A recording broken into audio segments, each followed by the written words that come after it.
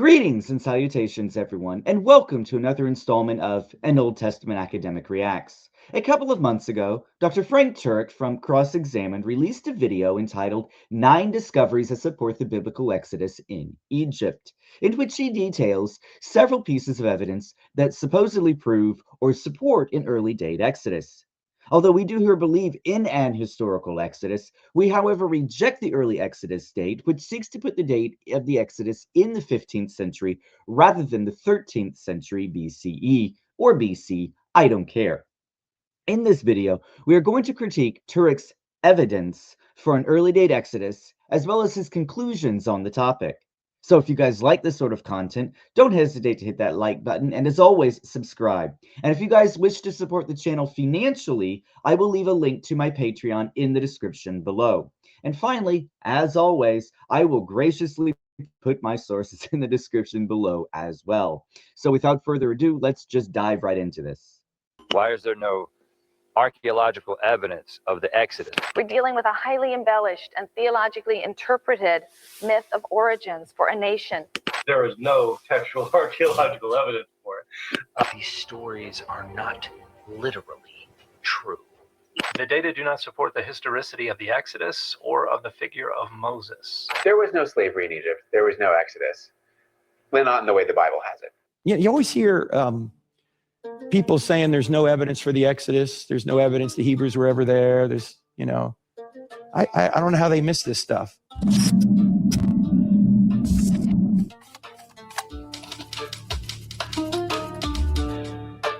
You like the music. It's actually pretty cool. It's a nice touch, isn't it?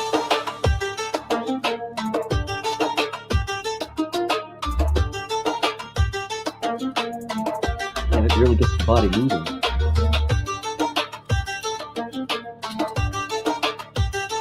And wave his little flag.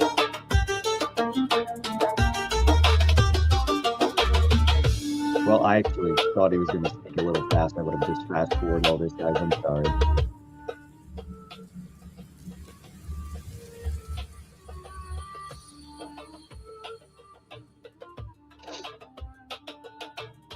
You may remember, if you were in our archaeology sessions, that there is evidence that Semitic tribes actually moved at this time to Canaan, or to Egypt, from the land of Canaan. This is called the Beni Hassan painting. It was discovered in 1964, not far from Saqqara, Egypt, which is just south of where the Great Pyramids are. And it's in a tomb of a pharaoh or a king who reigned from 1911 BC to 1870 BC. You can see these brightly colored robes. These are Semitic tribes making their way from the land of Canaan, what we now call Israel, to Egypt. And it depicts pastoral, nomadic Semites migrating to Egypt with children and livestock in tow. Elsewhere here in Genesis, it says that the Egyptians considered the shepherds to be lower class. They could never be shepherds. So these people are shepherds bringing livestock into the area, and they're dressed as Semites. They're not dressed as Egyptians. So archaeologists go, yeah, this is a migration of people coming from the land of Canaan to Egypt. All right. So Turek is slightly incorrect here in that the Beni Hassan or Beni Hassan painting is not in a royal tomb of a king like Mentuhotep II, who's the founder of the 11th dynasty in the Middle Kingdom of Egypt, but rather in the tomb of Khnumhotep II, who was an overseer of the Eastern Desert under Senwosret II during the Middle Kingdom again.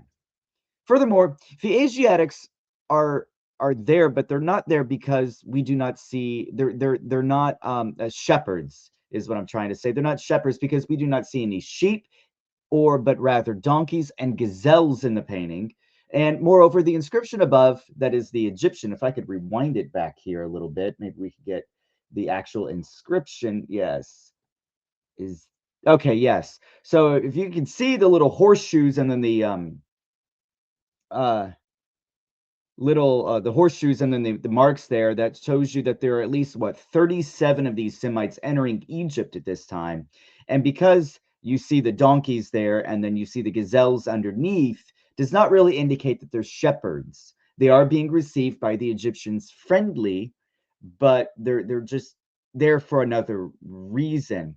So the inscription also, in addition to the number there, the inscription above reads that they are bringing stibium, which was a black cosmetic used for painting around the eyes. And finally, I thought that I would share some information about Beni Hassan or Beni Hassan. So Beni Hassan, that is this one of these tombs here, is in Beni Hassan, was a cemetery that housed the tombs of various royal officials beginning in the first intermediate period, that is between the Old Kingdom and the Middle Kingdom. That's how far back it dates. And it was used until, or at least into, the Middle Kingdom, located south of Cairo, which dates around 2055 BCE to 1650 BCE. These tombs within these caves, or these tombs within caves that depict colorful scenes of hunting and wrestling, or the arrival of foreigners such as those of Asiatics. So these tombs are found within caves that depict colorful scenes of hunting and wrestling, or the arrival of foreigners such as these of Asiatics. So this is a rather common thing, at least during the FIP, or the first intermediate period, leading into the Middle Kingdom. So I just thought that I would provide a little more information on the tomb anyway. So let me fast forward this a little bit, back up to where we were. There we go. Egypt. And we'll continue.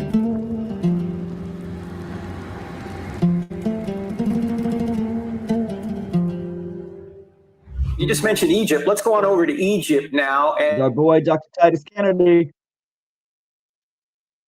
And there's something that's been discovered called the from Egypt, and it because it's in a museum in Brooklyn. Is that the case? And what is it, Titus? Yeah, Papyrus Brooklyn, in the Brooklyn Museum. They actually funded some archaeological work, and then they published this particular papyrus.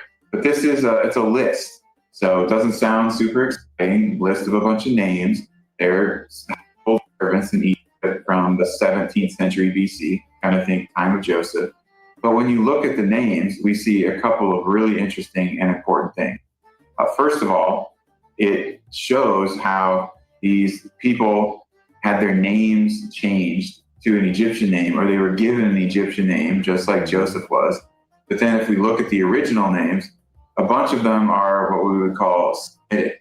So this is the greater language family to which Hebrew belongs. About 30 of the 95 names we can see are Semitic. But when we look at those Semitic names, there are 9 that we could call biblical Hebrew names. That's extremely important because this helps to establish that there were Hebrews prior to the Exodus. And that's really one of the main points of evidence that I would say helps us to be able to document, look, there were Hebrews or Israelites in Egypt before the Exodus, just as we get from the book of Exodus. See, we have a visual representation of the Israelites coming, and then there are names. Looking at my timestamp in something called the Brooklyn Papyrus. Does anyone know where the name Shipra, what that connects to? The Hebrew midwives that said, oh, these Hebrews, they give birth too quickly, Pharaoh. We can't kill all the children, all the male children. They've given birth before we ever get there. Shipra was one of the names. Also Issachar, one of the sons of Jacob. That name is in the Brooklyn Papyrus. It's called Brooklyn Papyrus because it's in Brooklyn, New York. It's also like to make mention that these not correlate it came from here, but it's in the biblical text. Wow. Housed in that museum. So you got the visual depiction of it, as he said, from 1876 BC, and then you've got names written in the Brooklyn Papyrus a little bit later when they're slaves, and so you have connections from Egypt that the Hebrews came here and were enslaved. All right. So the Brooklyn Papyrus dates to around the Middle Kingdom as well, more specifically around the beginning of the 19th century BCE or BC to the middle of the 18th. While, yes, the Brooklyn Papyrus does have Semitic names or Amorite names like Issachar and Shipra, it informs us that Asiatics were present in Egypt during the late Middle Kingdom. The most important text recounts the efforts of a 13th dynasty Theban noblewoman called Senebtisi, who wanted to establish legal ownership of 95 household servants, whose names indicate that 45 were of Asiatic origin, like Issachar and Shipra. The presence of so many foreigners in a single household suggests that the Asiatic population was increasing rapidly in 13th dynasty Egypt, which eventually led to the downfall of the Middle Kingdom, or at least one of the reasons why the Middle Kingdom fell, ushering in the Second Intermediate Period.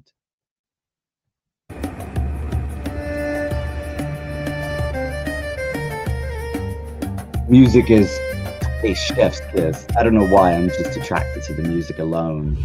And then it changes, like, sorry, little things.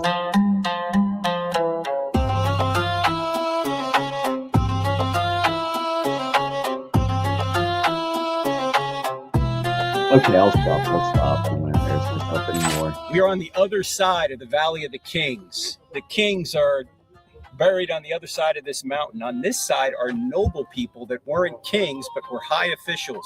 One high official was Rekhmire, who happened to be second in charge to both Thutmose III, who was the king or the pharaoh that wanted Moses dead, and Amenhotep II, his son, who became the pharaoh and was the pharaoh of the Exodus. Inside this tomb we're going to go into, we're going to see evidence of slaves making straw bricks right at the time of the Exodus. Let's take a look.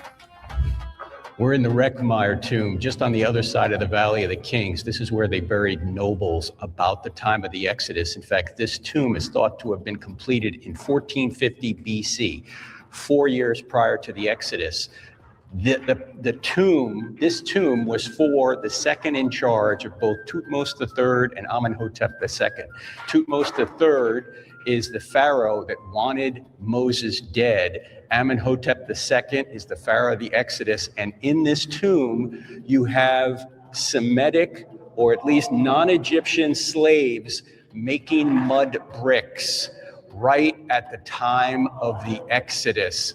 This tomb has a connection to the Bible.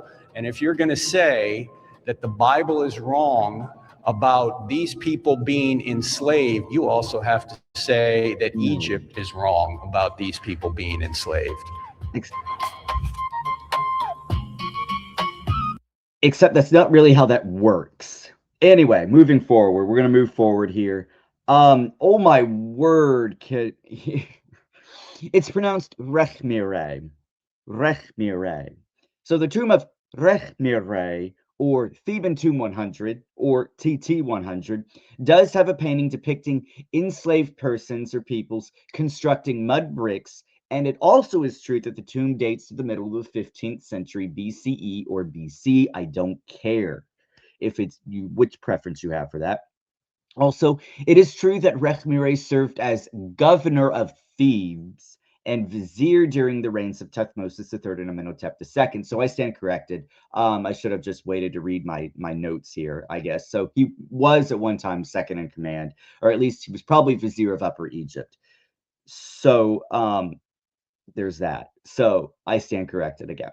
So I understand, though, that prior to the beginning of the New Kingdom, or as the consensus is, as we all know what that word means, is that the remaining is that at the beginning of the New Kingdom, the Hyksos ruled Lower Egypt until the 17th dynasty. Kings such as Second Enre and Ahmose waged war against the Hyksos from Upper Egypt.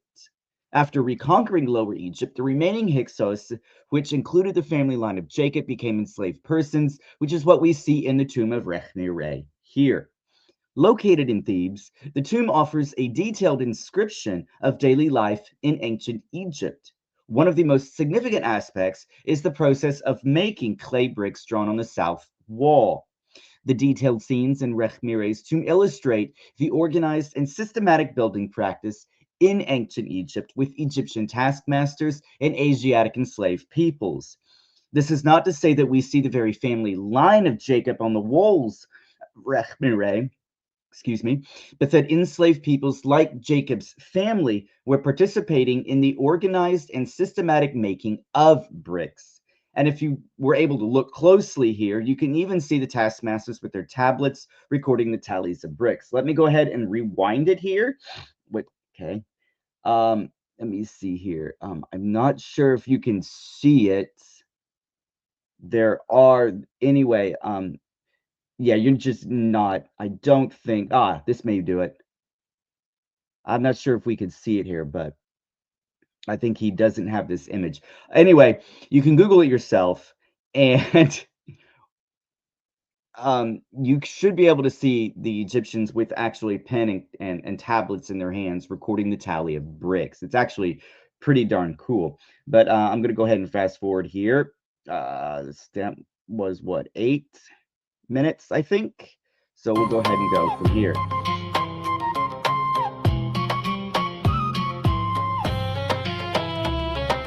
Remember how Pharaoh talked about the fact that he wanted to keep the quota up, even though the Hebrews now were going to have to go out and get their own straw. We're not going to provide the straw. You go find it and then keep making the bricks. Was there a brick making quota? Well, actually, there's evidence there was. This, called the Louvre leather roll, because it's in the Louvre Museum in Paris, comes from about 1274 BC. And what does this thing say? It shows brick making quotas in Egypt.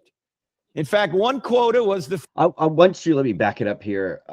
Yeah, I want you to look at this date for the Louvre leather roll here. It dates to 1274 BC. And you still have brick making quotas. You still have prisoners of war. You still have these enslaved persons, if you will, in this picture, making mud bricks, allegedly, if he has the correct image up.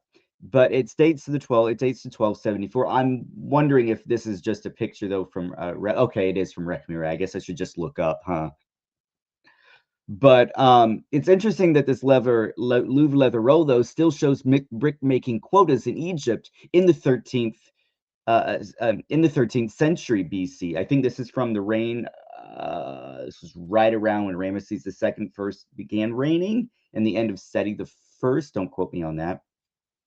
But I just wanted to draw your attention to that this leather roll dates to the 13th century, and it's still showing, it still shows quotas of brick making, or quotas of bricks being made. So we'll move on. It shows brick making quotas in Egypt. In fact, one quota was the fact that they had to make 2,000 bricks per day. That's a lot of bricks, especially when you got to collect the mud, and then you got to collect the straw. You got to put it in the mold, and then you got to set it out to dry in the sun. In fact, if they lacked materials to meet the quota, the slaves would be punished for it. So the quota goes up, or the He's absolutely correct there too. They would be punished if they didn't meet the quota. So quota stays the same, but the resources aren't there. They're going to get punished anyway. And of course, this corroborates brick making process quotas and abuse as described in Exodus. So again, this comes out of Egypt.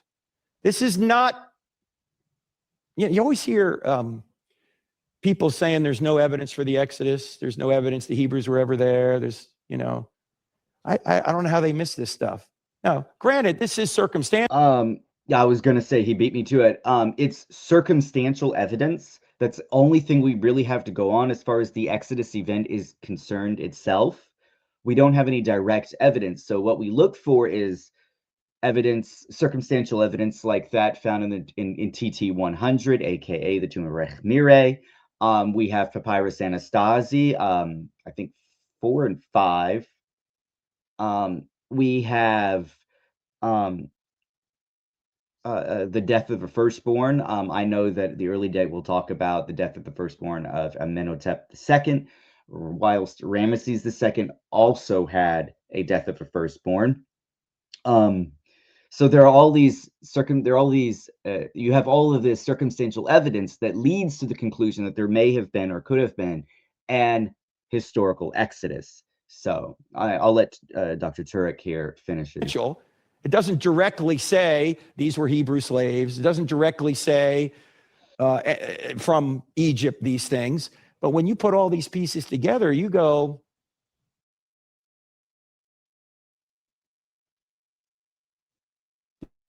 there's two.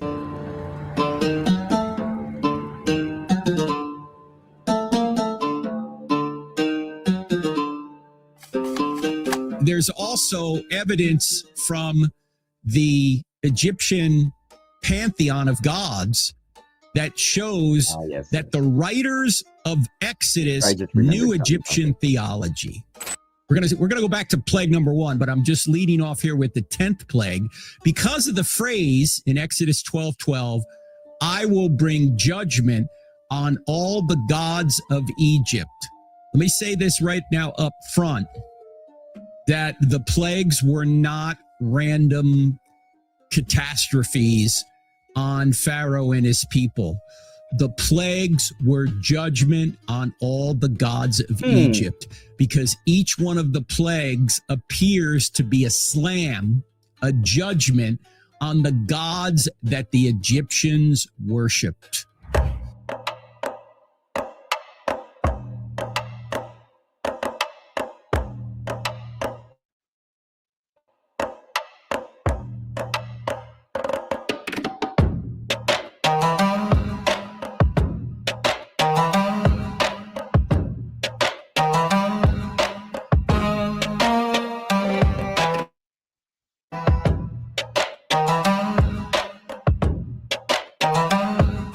Music should be on Spotify, really, I think. Moses must have known Egyptian culture. How did he even know? All right. Now, of course, he's referencing Exodus 12:12, which, again, I'll read for you guys. It says, "For I will go through the land of Egypt on that night, and will strike down all the firstborn in the land of Egypt, both man and beast, and against all the gods of Egypt I will execute judgments. I am the Lord." Some of the gods he references, though, really do not fit. For example, the first plague would seemingly reference Happy, who is the god of the Nile, rather than Khnum. Happy was the god of the annual Nile inundation, who lived in the caverns of the cataract of the Nile, presided over by Khnum. He personifies, let me finish here, I'm sorry, he, that is Khnum, personifies the yearly flood rather than the Nile itself. And Khnum was the creator of life, fashioning humanity on his potter's wheel. Khnum was also called High of Plumes, Sharp of Horns, and had primarily an association with the Nile cataract. I would expect for him to at least associate Happy into this as well, since he was the god of the Nile itself. It just seems like he's attacking the god of the Nile rather than Khnum, but I could see it go both ways, is what I'm saying. So I would have chosen Happy. So anyway. Another one was Khepri, as you saw, who was the god of creation and rebirth, but really has nothing to do with flies, but rather has everything to do with beetles. And by the way, Khepri or Khepri is a play on the word Kheper, which means to come into existence. That's another thing with Khepri. Khepri is also the sun god at dawn on the eastern horizon. His iconography is that of the scarab beetle, of which there are numerous varieties in Egypt, pushing the disk of the sun upwards from the underworld to journey across the sky. And in their own local environment, the Egyptians would have noticed the scarabs busily rolling balls of dung, not dirt, I have dirt, but I meant dung, across the ground, and translated this method of propulsion into an explanation of the sun's circuit. There are a couple of gods he gets right, like Heket, who has connections with birth and fertility. The goddess is first made explicit in a Middle Kingdom papyrus, which contains tales of wonder set in the Pyramid Age. Now, Heket, I think, is older than the Middle Kingdom, if I'm not mistaken. In this passage, though, concerning the wife of the high priest of Re giving birth to the 3 kings who inaugurate Dynasty 5, it is Heket in each instance who hastens the last stages of labor. He just demonstrates ignorance. That is, he, Dr. Turek, unfortunately, demonstrates some slight ignorance here of ancient Egypt all around, throughout, and I think that's rather telling. Not really sure why he relates boils to Isis, which was incidentally the goddess of magic and medicine, or locusts with the god of Osiris, who is the god of the underworld, notably. And finally, Anubis was not technically god of the dead, but rather of mummification. Osiris was more accurately the god of the dead. So it's mistakes like these that tell me that he either he hasn't done his research, even relying on associates for biblical research like Dr. Titus Kennedy, whom we saw earlier in the video. And I think a picture, which we'll touch on here in the next segment. How? Because he was there. That's why. Basically, this is almost like a playground taunt. My God can beat up your gods. It's not exactly what's going on here.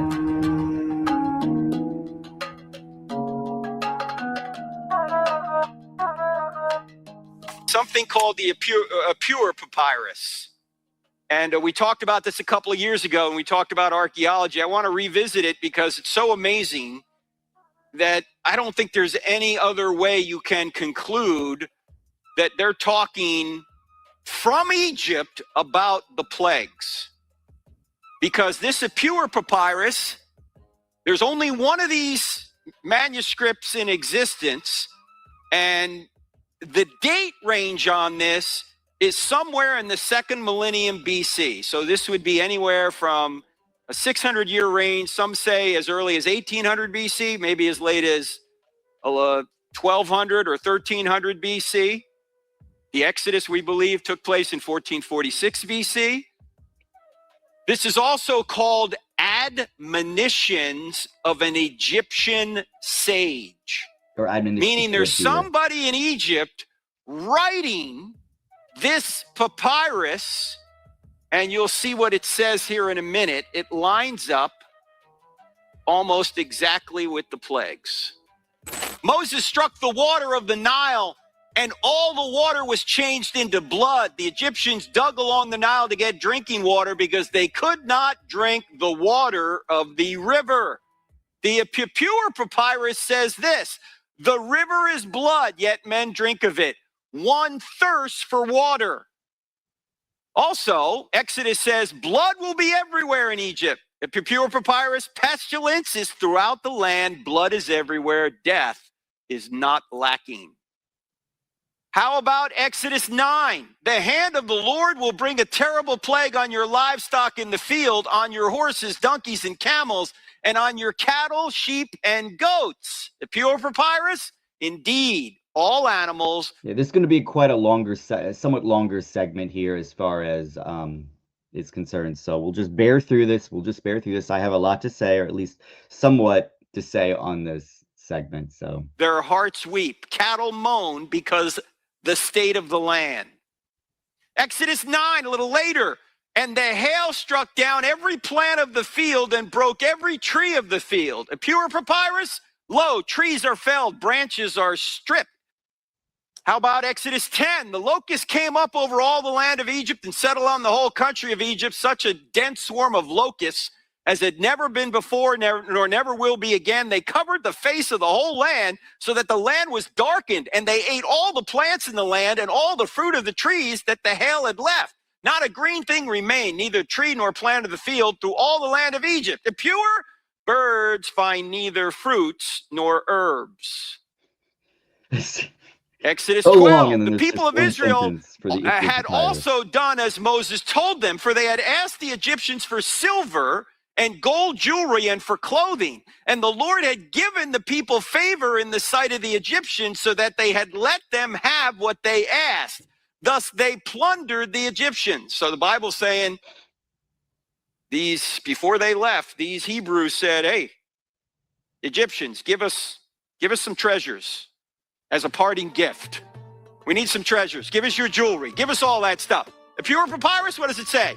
Gold and lapis lazuli, silver and malachite, carnelian and bronze are fastened on the necks of female slaves. Poor men have become owners of wealth, and he who could not make sandals for himself is now a possessor of riches. I guess I shouldn't say anything since I guess I shouldn't judge his pronunciation since I say deity all the time. So, just wanted to acknowledge I have read those comments. I kind of find it funny. Yes, I call it deity instead of deity. So, tomato, tomato, potato, potato. Riches. Coincidence? Doesn't seem to be, does it?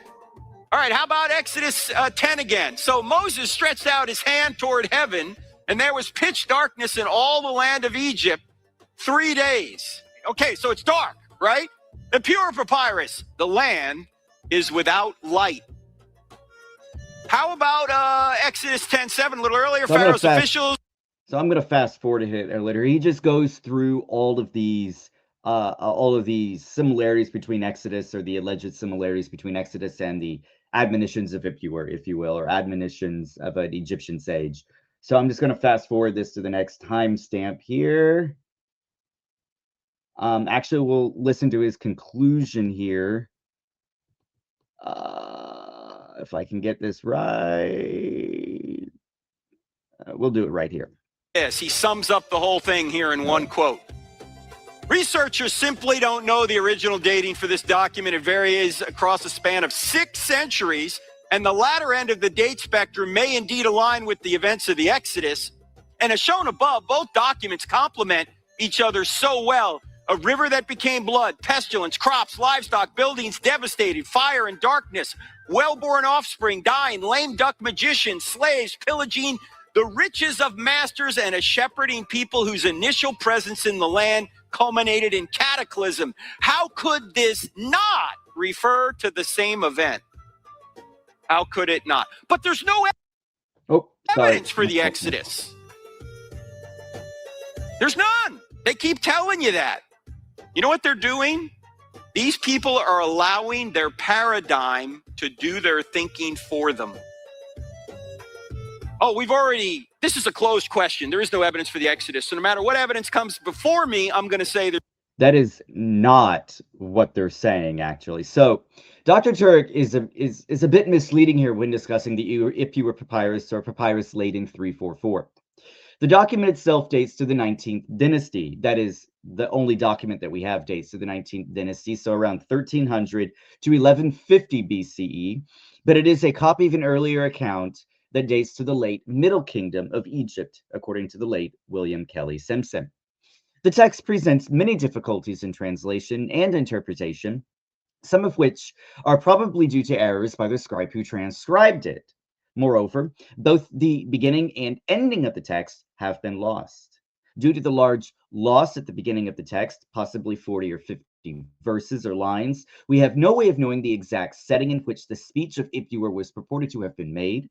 And the conclusion of the work is also unknown, although one may presume that there must have been some kind of summation by the king or Ipuwer himself. Additionally, Simpson notes the text may be said to fall into the general category of national calamity of literature, a format based on a reflection of the postulated upheaval which took place during the first intermediate period. Likely, however, this setting is used here as a literary device in order to present a treatise describing the dramatic contrast between a situation of order and one of disorder. Ma'at as opposed to Isafet. Ma'at being the way things should be, and Isafet being the opposite. Moreover, in Old Testament literature, this is usually described as decreation language, or a return to a chaotic state, something like before God created the world, just like in Genesis chapter 1. So we see this chaos kampf, as we come to call it, motif throughout the Old Testament, again in Genesis 1, and the creation of the nation of Israel in Exodus, where we also see this return to a chaotic-like state in Exodus 1 with the whole slavery thing, and then the birth of the nation, God creating order out of disorder.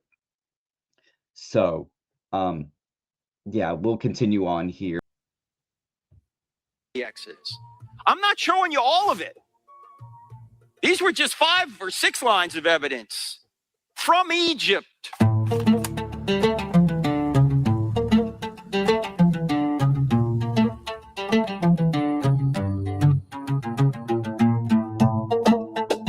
sorry, the music, I'm really digging it. Really digging it. which comes from about 2,500 or so BC, maybe 2,600 BC. Think about how old that's 4,600 years old. That's just, it's hard to believe, right? In any event, this stela right here was added at sometime in the 1400s BC, about, say, 1,100 years later. Again, it's about 12 foot tall. It's right there between the paws of the Sphinx. Stele. We think it comes from about 1424 BC. All right. It tells King Tutmos IV, again, not the firstborn son of the Exodus pharaoh, but another son, on a hunting trip, then resting by the Sphinx and having a vision or a dream. What did this vision or dream tell him? It said that if he cleared the sand from the Sphinx, the throne would be his. The throne would be his if he clears the sand from the Sphinx? Why would he need to do this? Why would he even need to put this inscription up? Do you see the implication here that the Sphinx itself was built around 2,500 BC? That stela, the dream stela, was put in. All right. There are a couple of reasons why. The big reason why he decided to erect this stele is to add some solidity to his reign. He wanted to establish a connection, or at least he wanted to inform everyone that his reign was affirmed and confirmed by the gods themselves.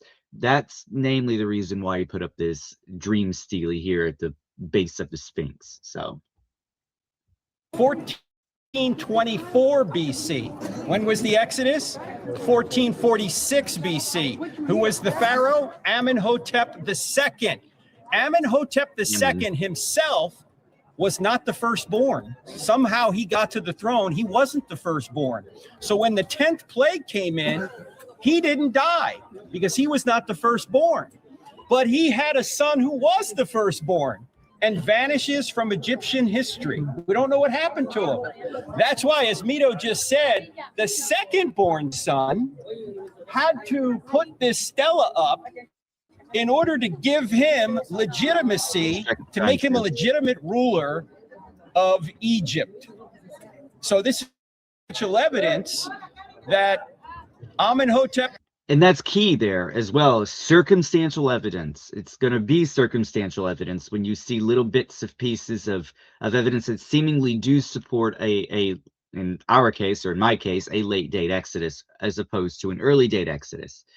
The second is the pharaoh of the Exodus. His firstborn son has been killed in the plague. His secondborn son said, oh, now I have the throne, and I'm going to say that Ra gave me a dream that authenticated my claim to the throne, and that's what that dream stela is saying.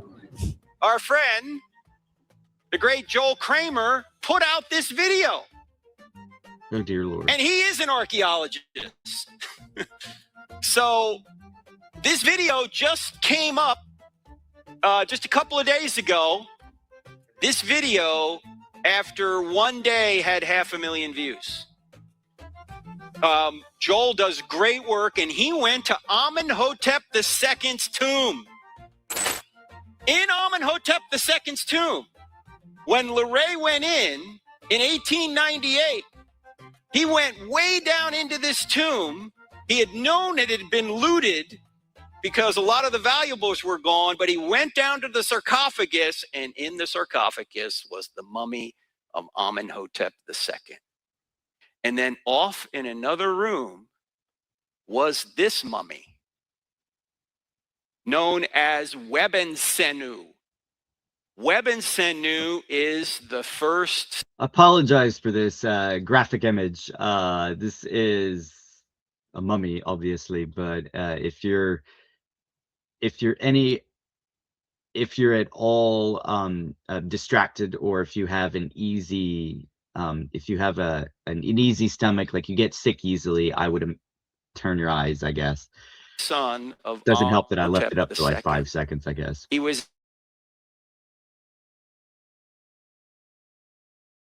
lock of hair where they would shave the head of the prince except for one lock of hair and let that lock of hair grow. That would designate that person as the next pharaoh. So if this truly is Amenhotep II's son, that's not necessarily how that goes with the lock of hair. I'll talk about that a little bit more in a little bit. why did he die as a young boy?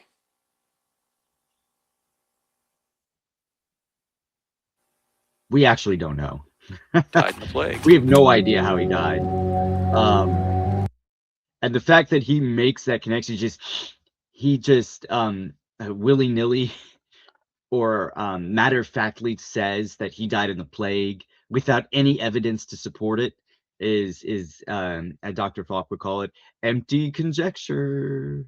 Anyway, so in a video put out by Dr. Falk called An Egyptologist Reacts to the Tomb of the Exodus Pharaoh, Falk makes the point that it is uncertain if Weben Senu, the son of Amenhotep II, was truly older than Tutmosis IV, or even the firstborn son, which does make this an empty conjecture, as I said, to use his own words. And if you guys follow his channel, you know exactly what I mean.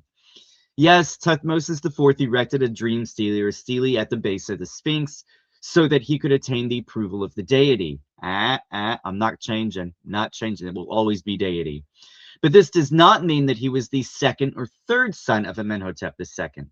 Ramesses II lost his first son, Amunher-Khepshef, having died in Ramesses II's 25th regnal year. Now, I won't go into great detail here with Amenhotep II and Weben Senu, but I do recommend Falk's video, and I'll leave a link in the description below, so you can go check out his video that he released last year, I think in 2025. So, which is weird to say right now. Furthermore, the lock of hair that Dr. Turek mentions did not mean that he was going to be the next pharaoh, because the lock of hair was worn on every boy who hadn't come of age. The locks of hair were not limited to royalty either, but were everywhere on tomb walls. Every boy had a lock of hair, basically. So there's that. And finally here, Joel Kramer, he mentions Joel Kramer here, but he does actually possess an MA in archaeology. However, it is from the Holy Land University. Though accredited, it is not by a regional accreditation, but rather by the Israeli Tourism Office. If you count that as a regional accreditation, I guess that's fine, but whatever. Which means the degrees are difficult to transfer, especially here in the United States. Plus, they are designed for tours. That is, the degree, it's a master's in Egyptology, but it's designed to with tourism in mind. So it's like he has his master's in archaeology with a sub major in tourism, is what it sounds like. So anyway, in the rest of the video, Turek explains how the craftsmen of the Ark of the Covenant had been influenced by the New Kingdom of Egypt, which is crazy because it actually supports the late date Exodus, at least if you look at the Ark of the Covenant. And if you read Dr. Falk's book, The Ark of the Covenant in its Egyptian Context, An Illustrated Journey, you'll find out more information about that. So I'm not going to discuss the Ark of the Covenant here, because I kind of agree with this segment. And I think that Falk, again, covers it rather well in his book. So that will actually conclude this video. So let me know your thoughts, guys, and comments below on Turek's 9 discoveries here. What do you think of these discoveries? Do you agree or disagree?